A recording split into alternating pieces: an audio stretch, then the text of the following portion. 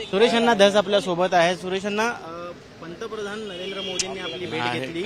माझा प्रश्न असा आहे की या बैठकीला महायुतीचे सर्व आमदार उपस्थित होते, फक्त या ठिकाणी मंत्री धनंजय मुंडे हे उपस्थित नव्हते. परळीला त्यांना पाठवण्यात आलेला मतदारसंघ जो आहे त्यांच्या मतदारसंघामध्ये काल बंद वगैरे झालतं, म्हणून ते परिस्थिती सावरण्यासाठी वगैरे केले असतील मतदारसंघात.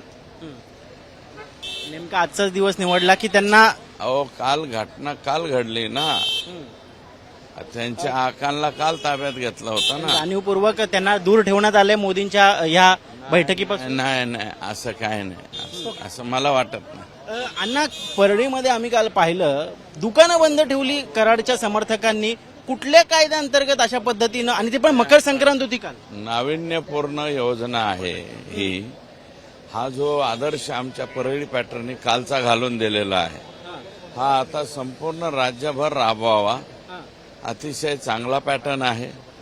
या पॅटर्नची पुनरावृत्ती, पूर्वोदाहरण जर कुठं पाहिजे असेल ते परळीला व्हावं आणि संपूर्ण राज्यामध्ये याची पुनरावृत्ती व्हावी. मला माहिती आहे सार्कास्टिकली तुम्ही म्हणताय, पण सरकार तुमचं आहे, गृहमंत्री देवेंद्र फडणवीस आहेत, कसं काय खपवून घेतलं जातं अशा पद्धतीचं वागणं?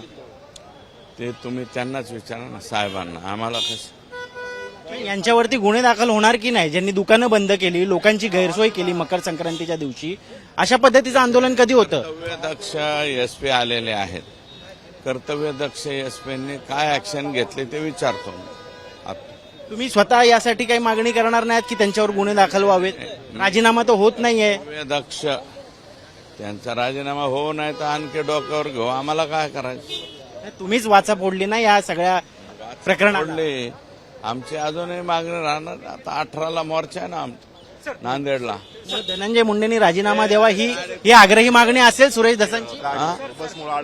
काय कोणत्या बसमध्ये अडक? धनंजय मुंडेंची राजीनामा व्हावा ही आग्रही मागणी. माझी आग्रही मागणी नाहीये, ती आग्रही मागणी प्रकाशदादा सोळंकेंची.